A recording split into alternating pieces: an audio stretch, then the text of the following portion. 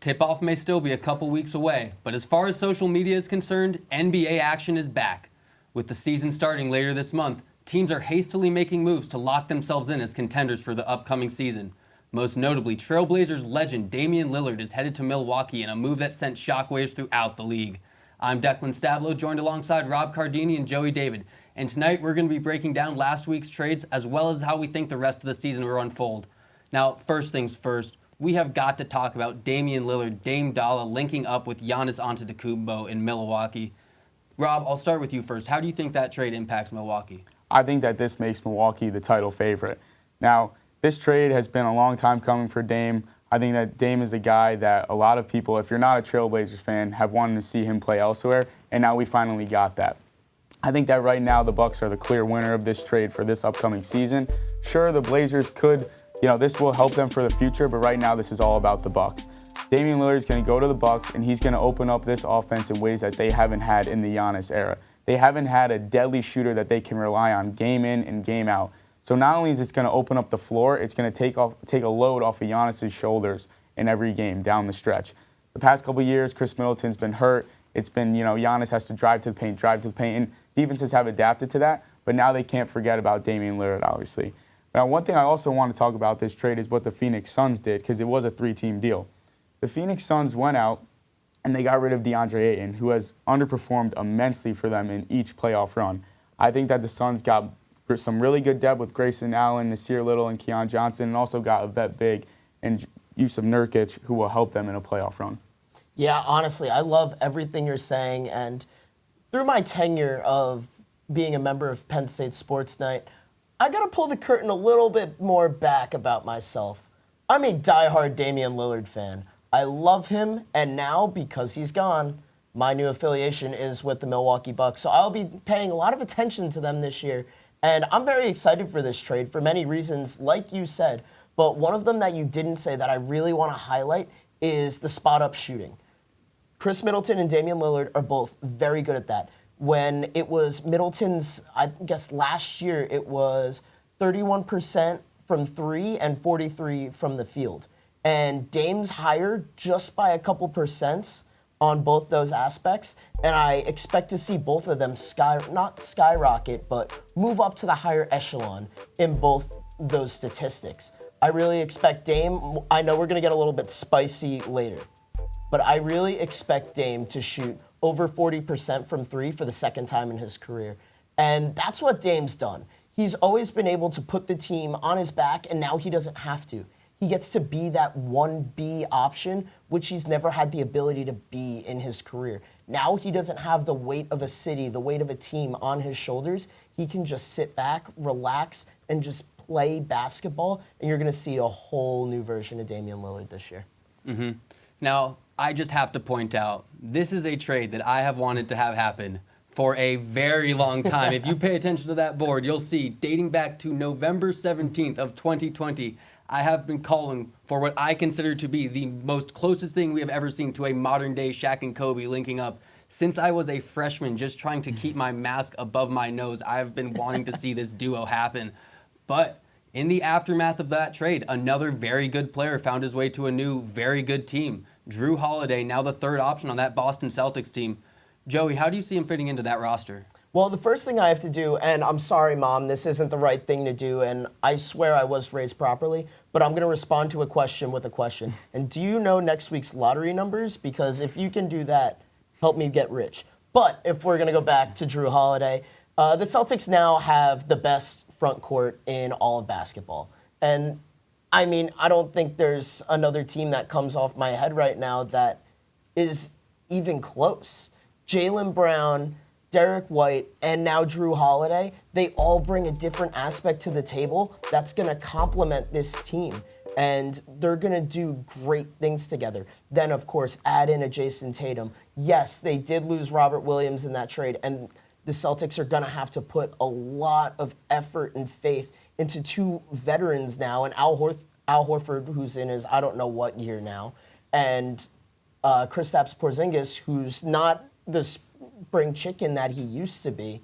So it's going to be a lot on this great front court, and especially Drew Holiday, to be that defensive presence and really win the game with small ball rather than big ball. Yeah, defense, like you said. Defense is what the Celtics are getting with Drew Holiday. I think that losing Brogdon and Williams is okay in this trade because, like you said, they added Kristaps Porzingis this offseason, and he kind of brings more offense down low that Robert Williams really didn't bring. And Brogdon would come off the bench, and yes, he had some great games, but if you look in that playoff run, he didn't do too much. Now, after losing Marcus Smart, who was their edge guy, their guy that brought the defense and grit, you go and get that in what I think is even better player in Drew Holiday. And we also can't forget that Drew Holiday averages 19 points a game in his career. Now, he'll be able to get some buckets in a few games, and will be able to give the Celtics valuable buckets when he needs to, even though obviously we have Jason Tatum and Jaylen Brown dealing with those. But also, I think that one thing that he will be able to do better than Marcus Smart did is run the offense. Drew Holiday is a guy that's averaged over 7 assists a game in his career. I think that this is going to help Jason Tatum, help Jaylen Brown, help shooters like Derek White and Al Horford when he sits in the corner. And I think that that is why losing Brogdon and Williams really won't matter. And I think that Holiday really completes this team for the Celtics. I love that, and that could really move into an MVP push that everybody's waiting for Jason Tatum to really look at and strive towards. But I want to look at the Blazers for a second because they got a lot out of this deal, and there are no slumps right now. Between Robert Williams and Malcolm Brogdon, those guys aren't terrible players. They're very good role players that are going to fit into this system.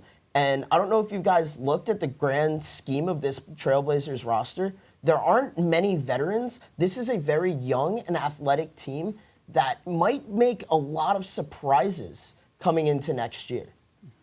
Definitely. But I want to go back to that trade for Boston because what's great about that for them is they know exactly what they're getting in Drew Holiday, a great two-way playmaker who has been the third option on a very deep championship team. You get that experience for a team that's already made it to the finals. But one thing I will say about that Celtics team, they keep getting called this young Celtics team. I think you need to take that young away. They're not a young Celtics team. They're an experienced team, and expectations for that team should be sky high. And to be honest, it's getting hard to envision an NBA Finals where the East isn't represented by either Milwaukee or Boston, but the NBA is where amazing happens. So I want to hear some of your bold predictions for this upcoming season. Now, I'm not exactly sure if this is a bold or hot take, but I'm going to take Giannis to go back and win a regular season MVP, and then Damian Lillard to go on and win NBA Finals MVP as the Milwaukee Bucks take down the Denver Nuggets. I think that I just don't see a team taking down the Bucks now with Dame. I think in years past, like we talked about, it's been Giannis. It's always been on his shoulders. Chris Middleton's been in and out of the lineup with injury the past couple of years. Now you have Dame. Now you have a deadly shooter that defenses have to worry about. It's going to open up the floor for Giannis. I personally think they're going to coast to the finals in the East. I don't think the Celtics even stand a chance. I don't see who defends Giannis on that team. I mean, Drew Holiday is a great defender, but Dame will always get his buckets. And then when I think they get to the finals, I could see it from now. Damian Lillard, Jamal Murray going back and forth like Jamal Murray and Donovan Mitchell did in the bubble a few years ago. Sounds great. And then you have Giannis and Jokic, two of the best big men of all time battling out down low.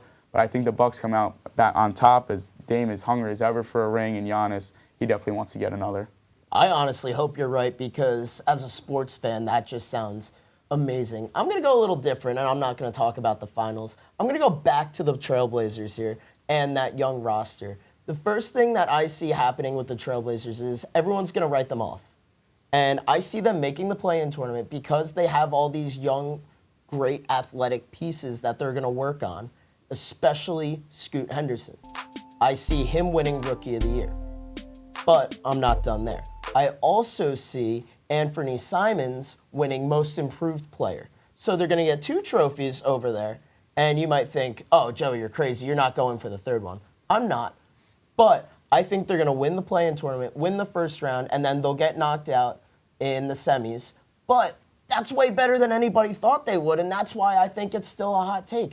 Because I do think this team has the right pieces. They don't have the star power, but they have the right pieces to play good team situational basketball, and that might help them throughout this season. Yeah, you're talking about the Trailblazers, and I just want to say one of the most disappointing things about that Damian Lillard trade is that we won't get to see Dame kind of mentor a very similar player in Scoot Henderson. It would have been really cool to see as he, grows and matures in the league, how Dame's traits are kind of reflected upon him. But I'm going to keep it short and sweet for my bold prediction.